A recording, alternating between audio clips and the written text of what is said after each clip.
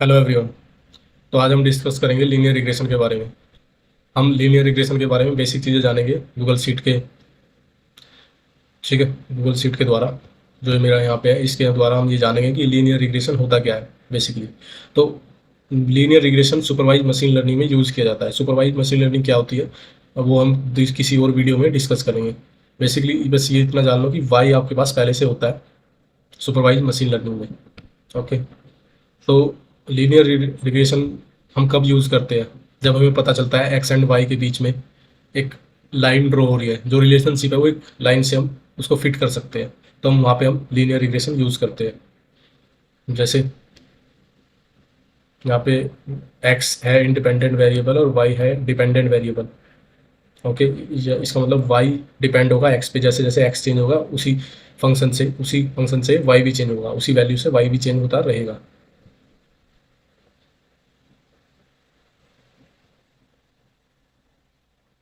जैसे आप यहाँ पे देख पा रहे हो, ये मेरी एक्स लाइन है, ये वाई लाइन है, और यहाँ पे मेरी ये पॉइंट है जो एक्स और वाई को मिला रहे हैं। ये पॉइंट क्या है एक्चुअली? ये पॉइंट वो है कि समझो यहाँ पे 10 रुपये मैंने यहाँ पे ये मार्केटिंग कॉस्ट की लाइन हुई और ये मेरा प्रॉफिट की लाइन हुई, ऐसा समझ लेते हैं। तो यहाँ पे मेरा कहीं पे 10 रुपये मैंने लगाए, उसके लिए मुझे 20 रुपये का फ़ायदा हुआ। तो उन 10 और 20 को मिलाने वाली जो पॉइंट बनेगा वो ये बनेगा। सेम ऐसे ही मैंने 40 लगाए और मुझे यहाँ पे कम का फ़ायदा हुआ है, तो ये लाइन से नीचे जा रहा है। यहाँ पे मुझे ये जो इन दोनों को लाइन मिलाने वाली होगी ये पॉइंट है। तो ये जो पॉइंट है ये सब मेरे डेटा पॉइंट है, जो मेरे पास पहले जो मेरे पास डेटा है ट्रेन डेटा उसके पॉइंट है। ये सब पॉइंट उसके पॉइंट है। और ये जो लाइन देख रहे हैं ये मैंने प्रेडिक्ट की है कि इन सब पॉइंटों को लेके क्या मेरा आगे का फ़ायदा होगा। मान लो आपको कुछ जानना है कि मेरा कल को इस अमाउंट को अगर मैं इन्वेस्ट करूँगा तो क्या फ़ायदा होगा।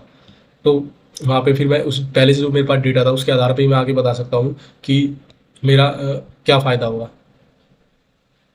तो यही वही लाइन है, प्रेडिक्ट कर रहा है। और इस डिस्टेंस को हमें जो ये लाइन जा रही है इन पॉइंटों से कम रखना है, यानी कि इनकी दूरी कम से कम होनी चाहिए।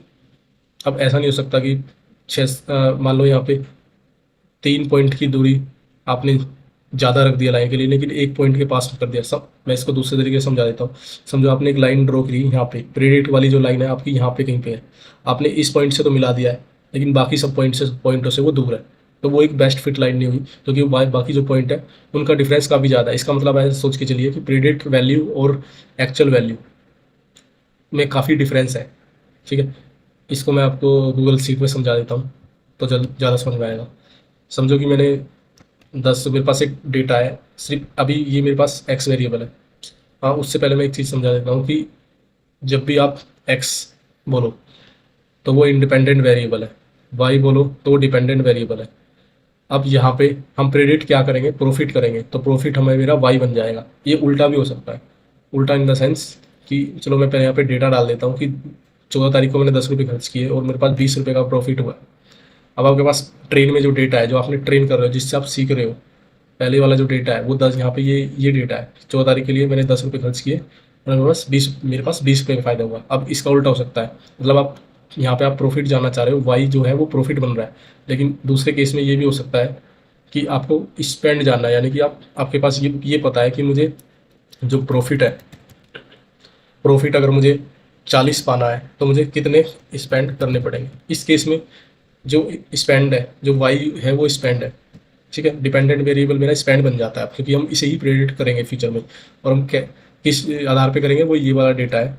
ठीक है, इसको मैं अगर यहाँ पे डालूँ कि 10 रुपये मैंने खर्च किए, मुझे 20 का फ़ायदा हुआ, तो अब मुझे 40 का प्रॉफिट पाने के लिए कितने रुपए खर्च करने पड़ेंगे अगर ठीक है।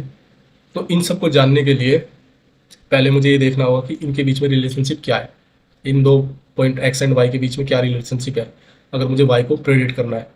तो मेरे पास अभी x1 ही है, x2 x3 x4 का डेटा नहीं है मेरे पास। ठीक है, सॉरी। तो फंक्शन का जो फॉर्मूला है, जो हमें रिलेशनशिप फाइंड करना है, वो ये है, f equal to y divided by x. तो हम यहाँ पे वो इक्वेशन के अकॉर्डिंग देखते हैं। मेरा f है y मेरा 20 डिवाइडेड बाई 10, यानी कि x जो है। और मुझे यहाँ पे रिलेशनशिप मिल गया है 2 है। यानी कि इन दोनों के बीच में जो रिलेशनशिप है वो टू है, टू का है। यानी इसका मतलब है कि जब जब मैं इसको टू टू से मल्टीप्लाई करूँगा तो सेम प्रॉफिट भी मेरा टू से मल्टीप्लाई होगा। अब ये हमेशा फिक्स रहेगा। इसी को मैं, क्योंकि मैं इसको आधार मान रहा हूँ, मान लो इसको भी मैं यहाँ पे डिलीट कर देता हूँ। मान लो कि मुझे 20 रुपये के लिए प्रेडिट करना है, या 30 के लिए प्रेडिट करना है, या फिर 40 के लिए प्रेडिट। अब मेरे पास ये डेटा है कि 15 तारीख को 20, अगर मैंने 20 रुपये लगाए तो कितना मुझे प्रॉफिट होगा, 16 तारीख को अगर मैंने 30 रुपये लगाए तो कितना प्रॉफिट होगा। तो मेरे पास ये एफ मिल गया है और ये फिक्स रहेगा, क्योंकि मैं इसी के आधार पे मैं आगे प्रॉफिट फाइंड करना चाहता हूँ। अब मुझे वाई प्रेडिट करना है, तो वाई प्रेडिट करने के लिए जो फॉर्मूला है वो ये है, y equal to f multiply by x. Y equal f मेरा ये है और मल्टीप्लाई बाय एक्स। ठीक है, ये मैंने सभी में ये फॉर्मूला डाल दिया है। तो मुझे प्रेडिक्टेड वैल्यू मिल गई है। तो मेरा जो ये 20 था, 10 20, ये मेरा पहले से डेटा था, एक्चुअल डेटा है। इसी के आधार पे मैंने ये वाई यहाँ पे प्रेडिक्ट किया। ये वाला मैं एग्जांपल दिखा रहा था कि अब मैं यहाँ पे इन दोनों के बीच में रिलेशनशिप देखूँ तो सेम वही यही फॉर्मूला मैं यूज़ करूँगा और यहाँ पे मेरे पास रिलेशनशिप आ जाएगा। सॉरी, सी हो गया नहीं,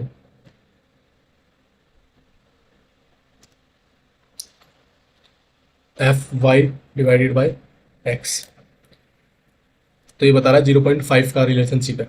इसी को मैं आधार मान के अगर मैं जानना चाहूँ कि मुझे 40 रुपये को फ़ायदा करने के लिए कितने रुपये खर्च करने होंगे, तो फॉर्मूला मेरा y को जानने के लिए है, ये जो फॉर्मूला यहाँ पे है y को जानने के लिए f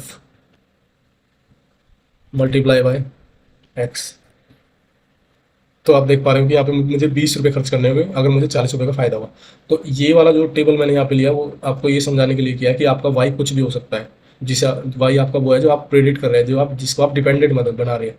इसका मतलब यहाँ पे आपका y स्पेंड हो जाता है, यहाँ पे आपका y प्रॉफिट हो जाता है। ठीक है, तो ज़रूरी नहीं है कि आपका हमेशा वाई जो प्रॉफिट है वो वाई रहे। यहाँ पे एक्स एंड वाई कुछ भी हो सकता है। बस ये ध्यान रखना कि वाई हमेशा डिपेंड रहेगा, वाई को हम प्रेडिक्ट कर रहे होंगे, इतना बस ध्यान रखना। और एक्स हमारे पास पहले से है। ठीक है, इसको मैं नीचे वाले टेबल को मैंने डिलीट कर दिया है क्योंकि इसका यूज़ केस खत्म हो गया है। तो आप देख पा रहे हो कि यहाँ पे मैंने ये प्रेडिक्ट कर दी है वैल्यू। मेरे पास x1 था, x2 के लिए मैंने प्रेडिक्ट किया, x3 के लिए किया, x4 के लिए किया। और केस किसको बेस ले गया, ये 2 को बेस ले गया। मुझे पता है कि रिलेशनशिप जो मेरे पास पहले से डेटा था उनके बीच ये 2 का रिलेशनशिप है। आप इसको बिना फॉर्मूले के भी यहाँ पे सिंपल लॉजिक से समझ सकते हैं कि कोई बंदा अगर 30 रुपये खर्च, सॉरी, उसकी किसी बंदे के पास डेटा है कि उसने 10 रुपये लगाए और 20 रुपये का उससे प्रॉफिट हुआ, तो वो सिंपल बता सकता है कि 10 के दुगुना प्रॉफिट हुआ है उसको। मतलब दुगुना प्रॉफिट हो रहा है, हम कह सकते हैं कि दुगुना प्रॉफिट हो रहा है। तो जो दुगुना हम बोल रहे हैं वो मेरा रिलेशनशिप क्रिएट कर रहा है एक तरीके से, वो मेरा एफ बन जाता है। ठीक है, उसी को आधार मानते हुए हम आगे भी वाई प्रेडिक्ट कर देते हैं कि अगर 20 रुपये लगाए तो 20 का दुगुना 40 हुआ तो 40 रुपये का फ़ायदा हो गया, 30 रुपये लगाए तो 60 रुपये का फ़ायदा हुआ। तो ये हम प्रेडिक्ट कर रहे हैं। तो ऐसे ही आप मशीन लर्निंग में समझिए कि ये मैंने ट्रेन किया मॉडल को। अब मेरे पास एक ही वेरिएबल है, तो मैंने एक ही डेटा है x1 और y1, तो इसी के आधार पे मैंने बाकी वैल्यू प्रेडिक्ट की है। ये जो प्रेडिक्ट किया है ये गलत हो सकती है, सही भी हो सकती है, वो हम देखते हैं। अभी मान लो कि एक्चुअल में जो मेरा फ़ायदा हुआ है, यहाँ पे मैं लिख देता हूँ एक्चुअल वाई। एक्चुअल जो वाई है वो मेरे पास, ये तो मेरे पास फिक्स था डेटा, इसलिए तो मैं इसे फिक्स ही रखूँगा क्योंकि मेरे पास पहले से था। अभी मान लो जो आपने प्रेडिक्ट किया है उसके लिए जो एक्चुअल जो प्रॉफिट हुआ है 40 की जगह मान लेते हैं 38 का प्रॉफिट हुआ है। यहाँ पे 60 में जो 60 का जो हमने प्रेडिक्ट किया था वो तो चलो 60 ही हुआ है। ये चलो मान लेते हैं कि कोई भी रैंडम वैल्यू देके इसको हम, पहले हमने ये घटा दिया यहाँ पे, तो हम यहाँ पे बढ़ा लेते हैं। ये हमें चलो मान लो 62 का फ़ायदा हुआ है और यहाँ पे अगेन हम मान लेते हैं कि 78 का फ़ायदा हुआ है, या कोई ज़्यादा डिफरेंस रख लेते हैं 70 का फ़ायदा हुआ है। ठीक है, तो आपने कोई भी ये नहीं चाहेगा कि मेरी प्रिडिक्शन गलत हो, वो तो यही चाहेगा कि जो प्रिडिक्शन है वो जो एक्चुअल है, मतलब जो एक्चुअल है और जो प्रिडिक्शन है उसका जो डिफरेंस है वो कम से कम हो, यानी कि डिस्टेंस कम से कम हो। ठीक है, तो मैं डिफरेंस देख लेता हूँ, डिफरेंस कितना आया। यहाँ पे मैं डिस्टेंस वर्ड इसलिए यूज़ कर रहा हूँ, जब हम उसको चार्ट में डालते हैं तो हम वहाँ पे डिस्टेंस फाइंड करते हैं, तो हम उस चार्ट के लिए डिस्टेंस भी बोल सकता हूँ। तो यहाँ पे मैं डिस्टेंस भी लिख रहा हूँ, डिफरेंस और या फिर डिस्टेंस कितना हुआ। हम डिस्टेंस जान लेते हैं। मैं एक्चुअल से प्रेडिक्ट वैल्यू को माइनस करूं या इसका उल्टा कर दूं, उससे फ़र्क नहीं पड़ता है। ठीक है, बस आपको ये समझना है कि ये 20 है तो एक ही लाइन पे ड्रॉ हो रहे होंगे, यानी कि जो मैंने प्रेडिक्ट वाली लाइन, ये मेरी लाइन है प्रेडिक्ट वाली। अब चलो इसको हम चार्ट में फिट करने की कोशिश करते हैं कि चार्ट में कैसे दिखेगा। चार्ट में अगर हम फिट करें तो मेरे पास ये x1 था, यहाँ पे ये मेरा x था और y मेरा प्रॉफिट है। तो मेरे पास एक ही डेटा पॉइंट था, ये वाला मान लेते हैं कि ये पॉइंट है जो कि यहाँ पे ये मिला रहा है कि 10 रुपये मैंने 10 रुपये लगाए और मुझे 20 रुपये का प्रॉफिट हुआ। तो उसी को देखते हुए मैंने बाकी प्रेडिक्शन की है। तो ये मेरी प्रेडिक्शन वाली लाइन होगी। ये प्रेडिक्शन वाली लाइन सीधी क्यों चल रही है? सीधी इसलिए चल रही है क्योंकि हमने यहाँ पे एफ को फिक्स रखा है, दो दो रखा है। ठीक है, इसलिए मेरी ये लाइन सीधी चल रही है। तो ये मेरी लाइन जो हो जाती है, ये प्रेडिक्ट लाइन हो जाती है। ये वाली लाइन, ये वाली लाइन हो जाती है। ओके, और जो एक्चुअल लाइन है वो ये हो जाती है, यानी कि ये पॉइंट हो जाते हैं एक्चुअल। एक्चुअल के जो पॉइंट आए होंगे वो ये यहाँ पे कम भी होंगे, ज़्यादा होंगे। तो जैसे मैं बताता हूँ आपको कि जैसे ये 40 है, 40 मैंने प्रेडिक्ट किया था लेकिन एक्चुअल में हुआ 38। तो जो 38 है ये नीचे कहीं पे आएगा क्योंकि वो कम है। ऐसे ही ये मैंने 62 प्रेडिक्ट किया है, और सॉरी 60 प्रेडिक्ट किया था लेकिन एक्चुअल में 62 हुआ। तो 62 60 से ज़्यादा है, तो यानी कि ऊपर आएगा, इस लाइन से कहीं पे ऊपर आएगा। ठीक है, सेम ऐसे ही यहाँ पे मैंने 80 प्रेडिक्ट किया था लेकिन आया 70, तो ये यहाँ पे नीचे जाएगा। तो आप देख पा रहे हो ये हमने डेटा एक चार्ट में फिट कर दिया है कि अब यहाँ पे जो ये आप देख पा रहे हो ये डिस्टेंस है, इसको हमेशा आपको कम रखना है। जितना कम हो सकेगा उतनी मेरी बेस्ट फिट लाइन होगी।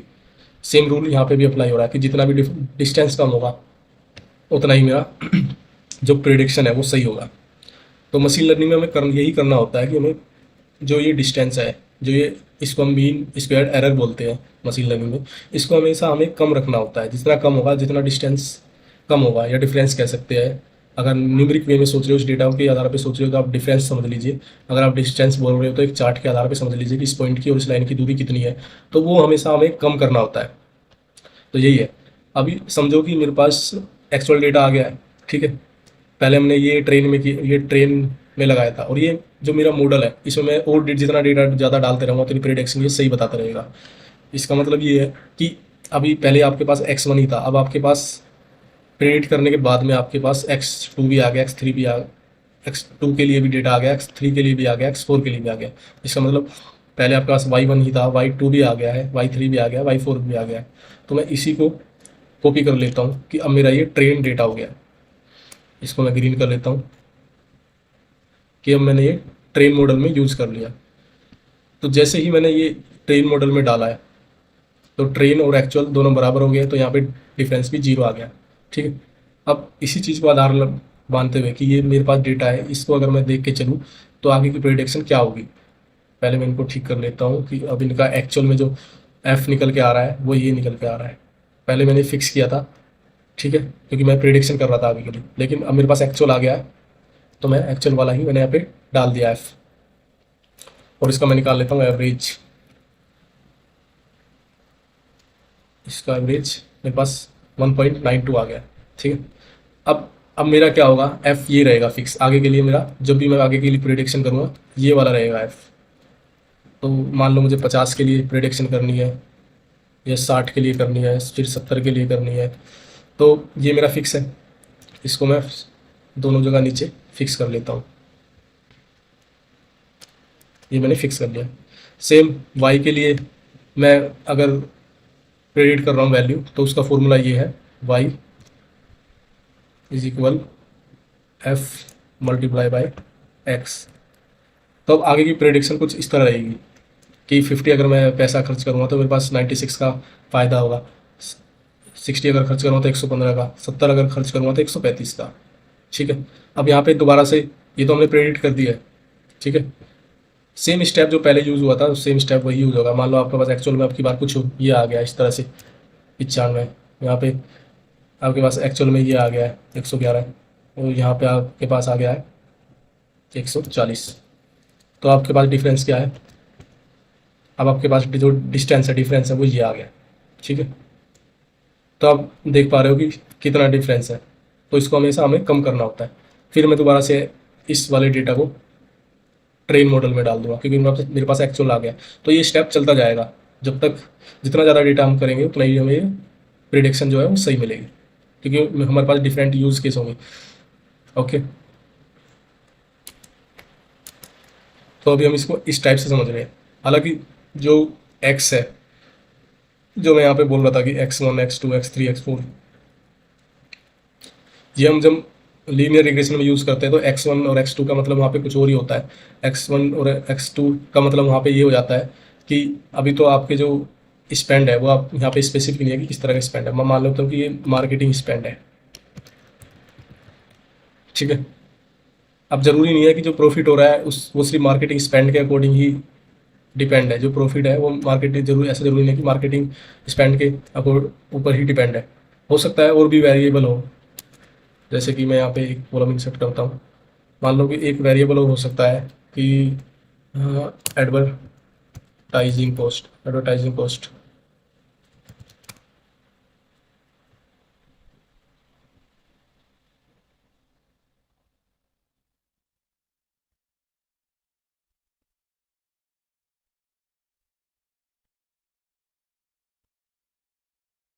ठीक है, तो आपका ये वेरिएबल भी हो सकता है, ये इससे भी आपका इफेक्ट कर रहा हो प्रॉफिट। तो इस केस में हमारे पास मल्टीपल एक्स हो जाते हैं। ये भी हमारा एक्स वेरिएबल ही है, क्योंकि ये इंडिपेंडेंट है, ये भी इंडिपेंडेंट है। तो मेरे पास जो वाई को जो इफेक्ट कर रहे हैं वो ये दोनों इफेक्ट कर रहे हैं, इससे हमारा मेरा वाई चेंज हो रहा है। तो मेरे पास इंडिपेंडेंट में अब दो वेरिएबल आ जाते हैं। इसको हम बोलते हैं एक्चुअल में x1 और x2। ये मैंने बस समझाने के लिए आपको यहाँ पे x1 x2 का यूज़ किया हुआ है। बाकी x1 x2 ये होता है। आप नॉर्मली अगर इसको करना चाहोगे, जैसे मान लो 20 है, तो आप इन दोनों को प्लस करोगे कि मेरा एक्चुअल में जो स्पेंड हुआ है वो 10 और 20 30 हुआ है, और उसके बेस पे मुझे प्रॉफिट 20 हुआ है। तो यहाँ मैं बोल देता हूँ मैंने 5 रुपये यहाँ पे एडवर्टाइजिंग में खर्च गए, यहाँ पे 6। तो एक्चुअल में आपका स्पेंड जो है हुआ है टोटल वो ये हुआ है 10 और 5 15। ठीक है, और इंडिविजुअली अगर मैं देखना चाहूँ कि प्रॉफिट इंडिविजुअली कैसे अफेक्ट कर रहा है, तो मैं सिंगल यूज़ कर सकता हूँ। तो वो एक सिंपल लीनियर रिग्रेशन होगा अगर मैं सिंगल वेरिएबल एक्स को यूज़ कर रहा हूँ। अगर मैं मल्टीपल एक्स यूज़ कर रहा हूँ तो वो मल्टीपल लीनियर रिग्रेशन होगा। तो ये एक बेसिक चीज़ मैंने बताई थी गूगल शीट में करके। नेक्स्ट वीडियो में हम जानेंगे गूगल कोलैब में इसको करके। ठीक है, तो आज के लिए इतना ही है। Thank you.